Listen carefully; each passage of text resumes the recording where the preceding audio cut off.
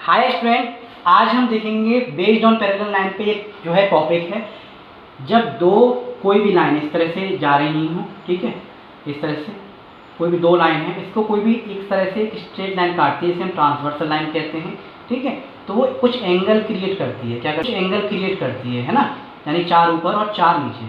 अब आप कैसे कह सकते हैं पैरेलल लाइन है या नहीं, कैसे प्रूव करते हैं? क्वेश्चन आते हैं, बताइए एक ट्रांसवर्सल लाइन दो लाइन को काटती है, बताइए वो पैरेलल लाइन है कि नहीं। तो उनकी कुछ प्रॉपर्टी होती है, आपको याद रखनी चाहिए। ऐसी 1 2 3 4 मैं आपको बता दूं। कब आप बता सकते हैं कि दो जब लाइन को कोई भी ऐसे ट्रांसवर्सल लाइन काटे तो वो पैरेलल लाइन है या नहीं, ठीक है। देखते हैं जल्दी से। एक चीज़ को याद रखिए, सेम साइड सेम पोजीशन, यानी कि इसे आप मान लीजिए राइट हैंड साइड, ठीक है, इसे आप मान लीजिए लेफ्ट साइड। ये लेफ्ट साइड है, ये राइट साइड है।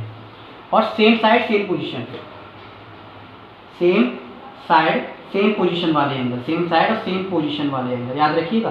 सेम साइड और सेम पोजीशन वाले एंगल हमेशा इक्वल होंगे, जिन्हें हम कहते हैं करेस्पॉन्डिंग एंगल्स। क्या कहते हैं हमने? Corresponding angles. कब बता सकते हैं पैरेलल लाइन है यानी? तीन प्रॉपर्टीज होती हैं, तीनों देखेंगे। पहला होगा करेस्पॉन्डिंग एंगल्स क्या होने चाहिए? इक्वल होने चाहिए। Corresponding angles are equal. कौन कौन से होते हैं करेस्पॉन्डिंग एंगल्स?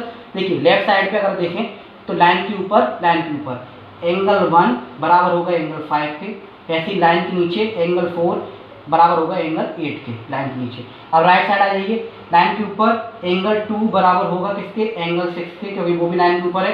ऐसे ही लाइन के नीचे एंगल 3 बराबर होगा किसके? लाइन के नीचे 7 वाले के। तो इस तरह से आपस में बराबर होनी चाहिए। पहली property corresponding angles are equal, ये आपस में बराबर होनी चाहिए। दूसरी प्रॉपर्टी देखते हैं कैसे आप बताएंगे कि ये पैरेलल लाइन है या नहीं। दूसरी प्रॉपर्टी आपसे कहती है alternate interior angle are equal, यानी कि जो आपको जेड शेप बनता हुआ दिखाई देगा इस तरह से, ये जेड शेप दिखाई देगा एंगल 4 और ये आपको दिखाई दे रहा है एंगल 6। ऐसे एक जेड शेप आपको इस तरह से दिखाई देगा ये लाइन में, यानी कि एंगल 3 और ये इधर आपका दे रखा है 5। 3 बराबर होगा 5 के और 4 बराबर होगा 6 के, यानी एंगल 4 बराबर होगा किसके? एंगल 6 के, और एंगल 3 बराबर होगा एंगल 5 के। ये आपस में क्या है? अल्टरनेट इंटीरियर एंगल है, ये आपस में बराबर होने चाहिए।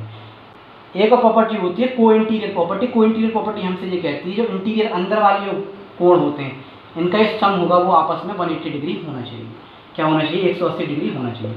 अगर ये तीन प्रॉपर्टीज फॉलो करती हैं, ठीक है, तो ये जो है जो लाइन आपको दे रखी है ये पैरेलल लाइन है। पैरेलल लाइन वो रेखाएं होती है, समांतर रेखाएं, जो आपस में कभी भी मिलने वाली नहीं है आगे जाके, जैसे रेल की पटरी होती है। तो ये तीन प्रॉपर्टी याद रखिएगा। एक करेस्पॉन्डिंग एंगल्स इक्वल होने चाहिए, अल्टरनेट इंटीरियर एंगल इक्वल होने चाहिए और को इंटीरियर एंगल इक्वल होने चाहिए। तो इस तरह से आप बता सकते हैं बेस्ड ऑन पैरेलल लाइन्स कि हाँ पैरेलल लाइन्स हैं। Thank you, have a nice day.